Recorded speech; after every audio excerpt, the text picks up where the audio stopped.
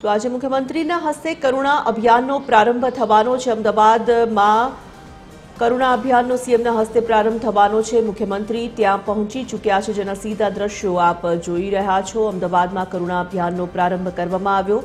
બોડકદેવમાં wild life care centre ખાતે પહોંચ્યા છે મુખ્યમંત્રી ભૂપેન્દ્ર પટેલ।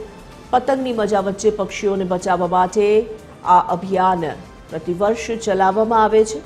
અમદાવાદના અનેક વિસ્તારોમાં આના અનેક કેન્દ્રો બનાવવામાં આવ્યા છે। અનેક સેવાભાવી સંસ્થાઓ પણ જોડાઈ છે। 20 જાન્યુઆરી સુધી રાજ્યમાં કરુણા અભિયાનનું આયોજન કરવામાં આવ્યું છે। જાગૃત નાગરિકો માટે QR કોડની સિસ્ટમ પણ અમલી બનાવવામાં આવી। પક્ષીઓને બચાવી શકે તે માટે QR કોડની સિસ્ટમ અમલી કરાવાઈ છે। મુખ્યમંત્રીના હસ્તે કરુણા અભિયાનનો પ્રારંભ થયો છે। મુખ્યમંત્રી પહોંચ્યા છે અમદાવાદ ખાતે કરુણા અભિયાનના પ્રારંભ માટે। બોડકદેવમાં ઉપસ્થિત છે હાલ તેઓ। વાઇલ્ડ લાઇફ કેર સેન્ટર બોડકદેવમાં જે આવેલું છે ત્યાં આ અભિયાનની શરૂઆત થઈ રહી છે। ઉત્તરાયણનો પર્વ આવતીકાલે છે અને પતંગની દોરીને કારણે અનેક પક્ષીઓને જે નુકસાન થતું હોય છે, ઘાયલ થતા હોય છે, તેને લઈને જ આ કરુણા અભિયાન પ્રતિવર્ષ અમલમાં મૂકવામાં આવે છે અને વધુ એક વખત આજે આ અભિયાનને ઉદ્ઘાટિત કરવામાં આવશે। તો મુખ્યમંત્રીના હસ્તે કરુણા અભિયાનનો પ્રારંભ થશે। મુખ્યમંત્રીની સાથે અન્ય મહાનુભાવો પણ ઉપસ્થિત છે। અર્જુન મોઢવાડિયાની ઉપસ્થિતિ પણ અમદાવાદના બોડકદેવ ખાતે જોઈ શકાય છે। સેવાભાવી સંસ્થાઓ અને સ્વયંસેવકો આ અભિયાનમાં પ્રતિવર્ષ જોડાતા હોય છે। અમદાવાદના તમામ વિસ્તારોમાં અનેક કેન્દ્રો ઊભા કરવામાં આવ્યા છે। 20 જાન્યુઆરી સુધી કરુણા અભિયાન સમગ્ર રાજ્યમાં અમલી રહેશે। જાગૃત નાગરિકો પણ તેમાં જોડાય છે।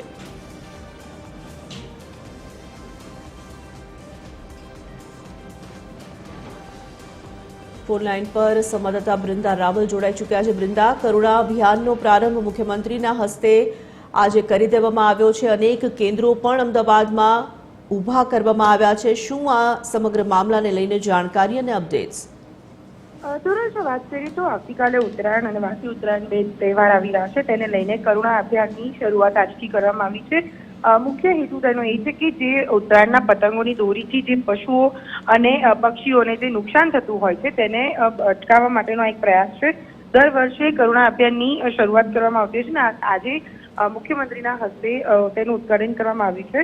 કરુણા અભિયાન 2026ના અંતર્ગત અલગ અલગ જગ્યા ઉપર સેન્ટરો ખોલવામાં આવે છે કે જેમાં સવારે અને સાંજે જેટલા પણ દોરીથી કપાયેલા પક્ષીઓ આવતા હોય તેની સારવાર માટેના કેન્દ્ર ખોલવામાં આવે છે। સાથે જ એવા વિસ્તારો કે જે જગ્યા ઉપર વધારે ઇન્જરીવાળા બર્ડ્સ આવતા હોય તેવા વિસ્તારોને ધ્યાનમાં રાખીને આ સેન્ટરો ઊભા કરવામાં આવ્યા છે। સાથે જ થલતેજ ખાતે જે વાઇલ્ડ લાઇફ કેર સેન્ટર આવ્યું છે ત્યાં મુખ્ય સેન્ટર બનાવવામાં આવ્યું છે કે જેમાં કોઈ પણ નજીકની આસપાસના તરફથી કોઈ પણ કોલ આવે છે તો ત્યાં તરત જ લાવીને તેની સારવાર કરાવી શકાય। એટલે કે તેને લઈને આજે તેનું ઓપનિંગ કરવામાં આવ્યું છે, જે 17 તારીખ સુધી આ જે અભિયાન છે તે ચાલુ રહેશે અને ત્યારબાદ તમામ જે પણ બર્ડ છે તેને રેસ્ક્યુ કરીને તેને બચાવવામાં આવશે। જી સુરત, ધન્યવાદ બ્રિંદા।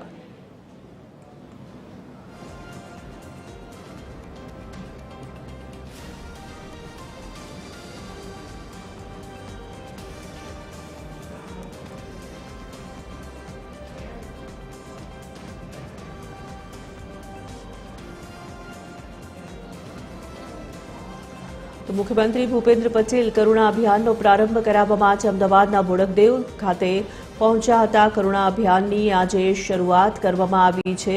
મુખ્યમંત્રી ભૂપેન્દ્ર પટેલની સાથે સાથે અર્જુન મોઢવાડિયાની ઉપસ્થિતિ પણ જોઈ શકાય છે અને સાથે જ અમદાવાદ શહેરના મેયર પણ ખાસ ઉપસ્થિત રહ્યા છે। આપને જણાવીએ કે પ્રતિવર્ષ આ અભિયાન ચલાવવામાં આવે છે। વન વિભાગ અને અનેક સેવાભાવી સંસ્થાઓ આ અભિયાન ચલાવે છે અને આ અભિયાનમાં જોડાતા હોય છે। કરુણા અભિયાનનો પ્રારંભ મુખ્યમંત્રી ભૂપેન્દ્ર પટેલે અમદાવાદના બોડકદેવ સ્થિત કેન્દ્ર ખાતે પહોંચીને કરાવ્યો છે।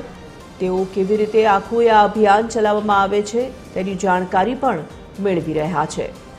તો અમદાવાદના તમામ કેન્દ્રોમાં આ પ્રકારની જે કેન્દ્રો છે તેને ઊભા કરવામાં આવ્યા છે, તૈયારી કરવામાં આવી છે। ઉત્તરાયણના પર્વ પર ખાસ આ અભિયાન ને વેગવંતુ બનાવવામાં આવે છે અને પ્રતિવર્ષ આ અભિયાન યોજવામાં આવે છે।